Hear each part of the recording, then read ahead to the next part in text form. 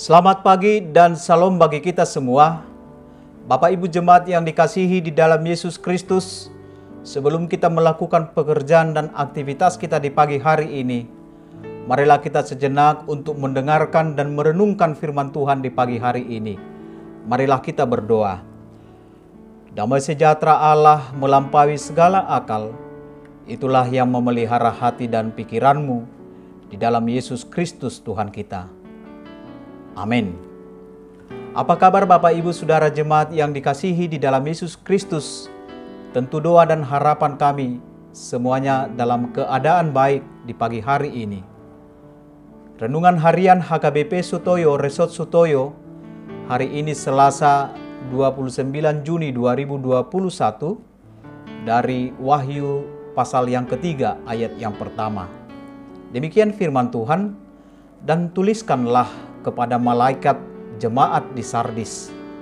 Inilah firman Dia yang memiliki ketujuh roh Allah dan ketujuh bintang itu. Aku tahu segala pekerjaanmu. Engkau dikatakan hidup, padahal engkau mati. Dalam bahasa Batak dikatakan, Surat Toma tusuruan ni Huria Sardes, Odo hata pertudian, napitu sian debata, jala parbitang napitu, hubotodo akka ulomu, natargoar doho mangulu, namate do. Demikian pembacaan firman Tuhan. Bapak Ibu jemaat yang dikasihi di dalam Yesus Kristus, hidup dalam iman percaya kepada Yesus Kristus membutuhkan kesungguhan. Salah satu yang menjadi tanggung jawab dan kesungguhan itu harus tercermin dalam kehidupannya. Tindakan dan perbuatan haruslah sesuai dengan yang kita imani. Rajin ke gereja, rajin berdoa, harus rajin pula melakukan kebaikan. Ketika imannya teguh dan rajin beribadah, maka ia mempunyai tanggung jawab yang besar dalam hidupnya. Firman Tuhan ini mengajarkan dan mengajak kita untuk peka akan apa yang kita lakukan di dunia ini, agar mempunyai hubungan yang baik dengan Tuhan. Baik ibadah yang kita lakukan maupun kegiatan kita setiap harinya. Hubungan ini yang mau diingatkan agar tidak hanya sebatas kegiatan yang berlalu begitu saja, melainkan hubungan yang mengokohkan iman kita. Bapak Ibu jemaat yang dikasihi di dalam Yesus Kristus, jemaat Sardis adalah jemaat yang kaya dan maju pada waktu itu. Kemapanan mereka membuat jemaat ini hidup dalam zona aman, sehingga mereka menjalani kehidupan kerohaniannya tanpa kesungguhan, tidak lagi mempercayakan hidupnya sepenuhnya kepada Tuhan, tetapi menjadikan apa yang mereka miliki sebagai sandaran hidup.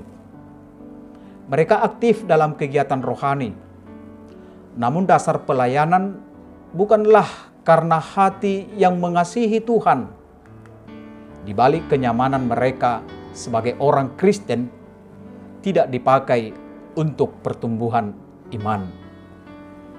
Disinilah teguran keras yang disampaikan oleh Tuhan, bahwa Tuhan melihat semua kehidupan orang percaya.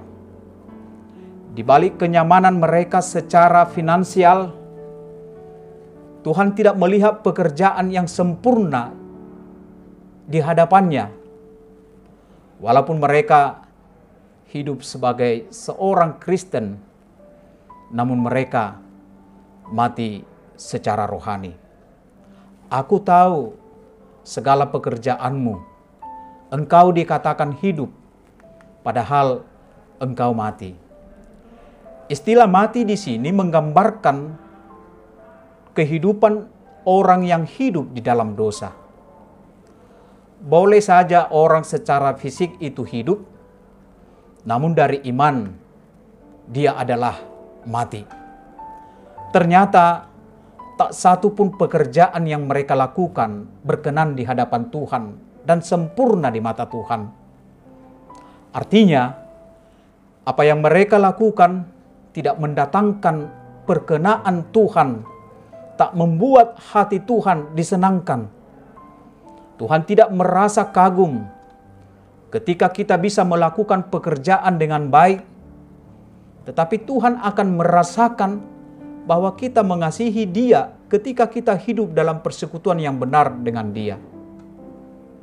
Bukan besarnya pekerjaan yang kita lakukan yang membuat Allah bangga, tetapi besarnya kasih kita kepada Allah di dalam hubungan kita secara pribadi dengan Tuhan akan memberikan nilai terbaik bagi kita di hadapan Tuhan. Sebab Tuhan mengetahui semua pekerjaan yang kita lakukan, dan Dia akan selalu memberikan penilaian bagi setiap pekerjaan yang kita lakukan itu. Amin.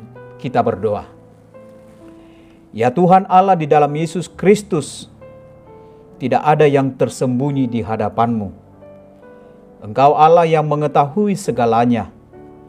Tuntunlah hidup kami selalu oleh Roh-Mu, agar kami mampu melakukan segala kehendak-Mu untuk menyenangkan hati Tuhan. Amin. Shalom bagi kita semua, tetap jaga kesehatan, Tuhan memberkatimu.